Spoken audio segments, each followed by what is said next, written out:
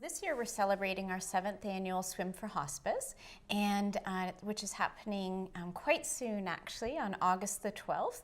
And the swim is actually one of our signature events and major fundraisers for Hospice Huntsville. And the one different area that we're doing this year, the last couple of years, is create a swim. So for people that are not able to join us on swim day, they can create their own swim and raise money for Hospice Huntsville. And I guess that's where you come in, Sandy. You've done this creative way to do this create a swim. Talk about what you have done, and you're doing it this year again, right? Yes, we are. Last year, our family likes to be involved in all the fundraising events that Hospice does, and we were unable to attend the swim because of a family commitment. So we were kind of feeling bad about it, and I mentioned it to Melissa, and she said, well, what about create a swim? And I said, well, we have a family barbecue every year, probably about 40 people, so maybe we could do that. So I took the pamphlet, and my granddaughter came and got the purple boot, and we solicited funds, and we got our donations, and we went and met at a local beach before our family barbecue. Some people hit the water, some people looked after the kids, they swam out to the raft, and then we had cheerleaders on shore. And we had people in the water with kayaks and canoes to help anybody that might need assistance, because we'd never done it. We didn't know who could swim 1 kilometer, but everybody that hit the water made the 1 kilometer swim. And lots of cheering when they got back on the shore. And the minute they came out of the shore, they said, we are doing this every year, because it was so inspiring and it was so much fun and it was so easy to do. And everybody threw money in the purple boot, and we ended up with about $450. Wow, and that's great that now it's become part of your family barbecue. So Yes. it's something you're going to be doing for years to come. That's Yes. amazing. And when the kiddies are older, same kind of thing. Yeah. Talk about why Hospice Huntsville inspires you to participate and to create this unique way to participate as well.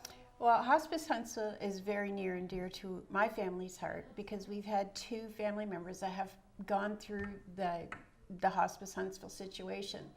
And everybody that met there and participated in helping these people through the final stages of their lives were so impressed with Hospice Huntsville.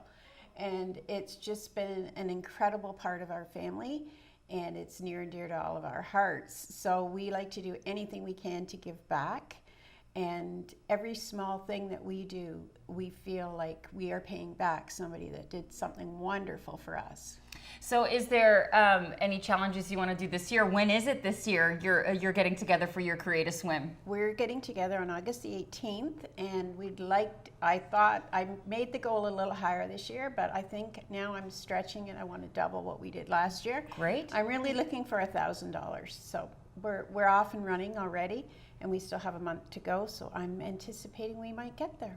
Good. Melissa, what does that mean to you? I mean, being part of Hospice Huntsville, to have community members like Sandy do this initiative. They couldn't participate. They decide to create this swim. They're participating in their own way. What does that mean to you? It means so much. Like the Sandy's family has just been so supportive of hospice. It's incredible. And just having unique fundraisers like this, and having it as part of their family reunion and their family barbecue, that it makes it so easy for people to, it's not only raising funds for Hospice Huntsville, but it's also raising awareness and what we do for our community members. So it means so much to us. So let's talk about then, if anybody wants to follow in Sandy's footsteps and create their own swim in some way, shape, or form, how did they do that? So it's actually quite easy. We have at the office at a Hospice Huntsville at Algonquin Grace, we've got little registration packages that are for people that would like to create a swim.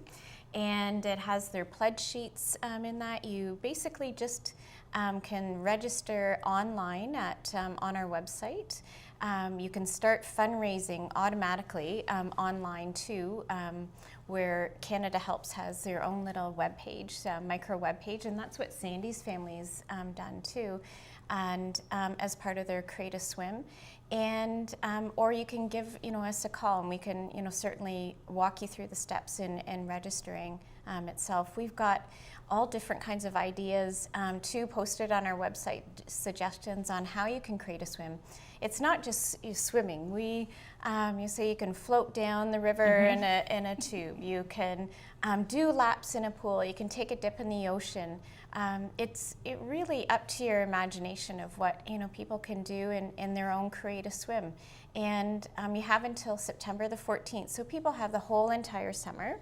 Whether you're a cottager or a resident in Huntsville, Lake Bays, Omeguin Highlands area, that you can use the whole entire summer to use this, or to have the create a swim.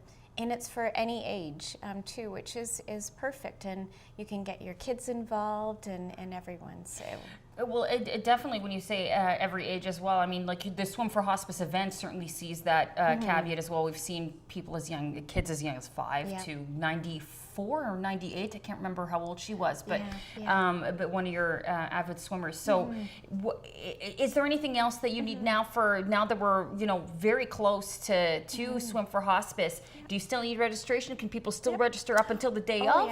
Yeah. So we always like to have a pretty good number of what our swimmers are for swim day, for Swim for Hospice. So we ask that people try to register by August the 3rd, which is just about a week prior to the swim, to give us a better idea of how much kayak support that we're going to need for that, and motorboat support. We have lifeguards that are on motorboats, and so it's a really safe event, and it's a family, fun event too. That that day we've been so lucky with the weather, and Joy starts off, our long distance swimmer, at 7 o'clock in the morning, and swims out Muskoka River and Lake Vernon, and it's just a great event. And if you aren't able to swim that day, you can always come on and down to the town docks and cheer on our swimmers and cheer on Joy. And of course, create a swim. Yes, and create a swim. If you're not available, it's a great way to raise funds for hospice. I guess just my last question for you, Sandy, anybody watching right now and just thinking, I don't know if I should take part, if I should do this, what would you tell them? I would just say get out there and try it. Don't look at the big number. Just anything you can do is appreciated at hospice. And I just couldn't believe how overwhelming we felt afterwards. It was such a joyous thing to do, and such a kickoff, and such a reward to remember our loved ones that hospice helped. And be little, be small, be big, just try it. And I think if you tried it, you would be so overwhelmed with the reward that you get from that you'll want to try it again next year and do a better job, as we are.